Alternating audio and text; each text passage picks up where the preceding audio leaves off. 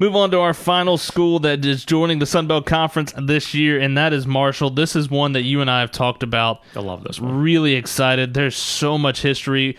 Went on with the ESPN station up in Huntington, West Virginia a couple of weeks ago, and you want to talk about people that are fired up for Georgia Southern to be joining.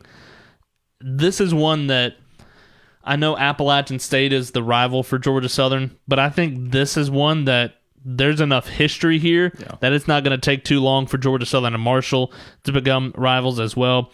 Two-time FCS national champions in 92 and 96, 18 bowl appearances. They've appeared in a bowl each of the last 5 years.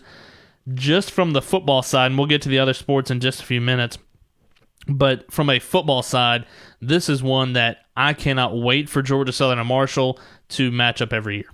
They'll be coming down here, second to last home game of the season. Georgia Southern gets to stack Marshall and App State to end the season, which that's a way to finish up 2022 in Clay Helton's first year. They're getting brand new turf. I believe it just got installed up at Edwards Stadium in Huntington, and they're selling pieces of the other turf, and the proceeds, I believe, are going to charity. So a really nice job by the Marshall Athletic Department to get into a venture like that.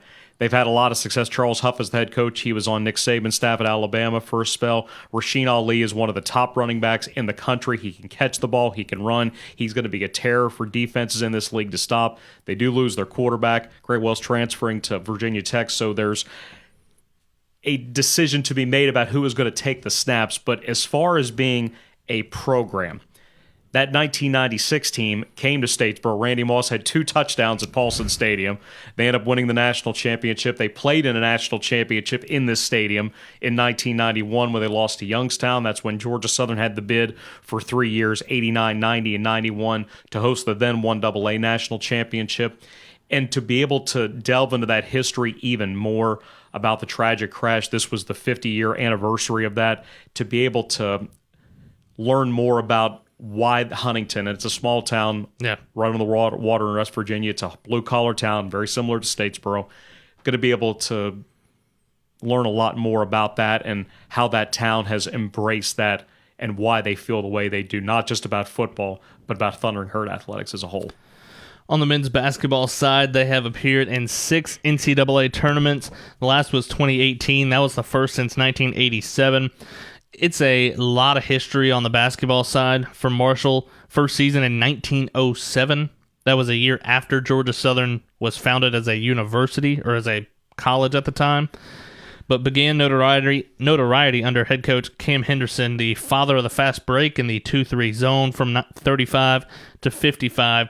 Women's basketball has struggled in the last couple of years, especially just one NCAA tournament appearance, but there's a lot of talk around Huntington that the move to the Sun Belt and just the fact of who you're bringing in as far as teams to Huntington, because you've talked about it, Huntington really likes basketball for whatever reason. The whole state of West Virginia, high school basketball, big in West Virginia.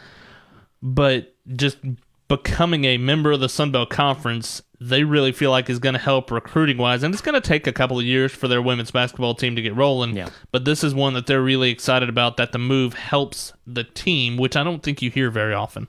They defeated the Ragin' Cajuns up in Huntington during non-conference play. I think Louisiana had they either had 28 or 30 turnovers that game, but Marshall ended up pulling away late for a double-digit victory.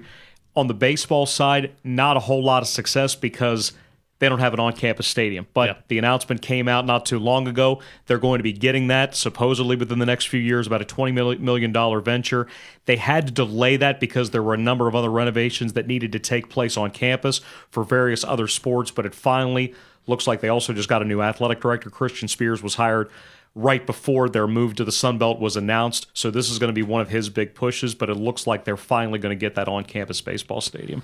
Yeah, and it looks like kind of aiming for that 2024 season range. And this was odd to me because right now they're using either the Kennedy Center Field in Huntington or the local minor, I say local, it's in the next town over, local minor league park in Appalachian Power Park in Charleston, home of the West Virginia Power. A park I know very, I was about to say, well. Didn't you start your career there? Second stop? Well, they're in the South Atlantic League, so when I was with the Charleston River Dogs, had a chance to see a couple series there. I saw my first no-hitter there. Huh. Got no hit that night. Who threw it? Hunter Strickland threw the first 6, Diego Moreno threw the next 3. Like San Francisco Giants, Hunter Strickland? Mm-hmm. Huh. That was before he started throwing 100 miles per hour. Yeah. At that point, because he was originally a Red Sox farmhand. Huh. And he had come up. He was back and forth. He was doing some starting. He was out of the bullpen a little bit. Then he got traded to the Pirates organization, and Starling Marte was on that team. And at that point, the fastest center fielder I'd ever seen. He caught everything. He hit everything that weekend. But he started that game, and they wore alternate uniforms. They were the West Virginia Power, but they had Charlies on their jerseys that night because back in the 70s, they were the Charleston Charlies. So they threw a no-hitter, a combined no-hitter against the River Dogs that night wearing alternate uniforms. That's cool. Yeah. But they have 4 national championships from the NCAA, 2 of them on the football side in 92 and 96, as we mentioned. 2020, they had the men's soccer national championship. Yeah. And then basketball won it in 1947.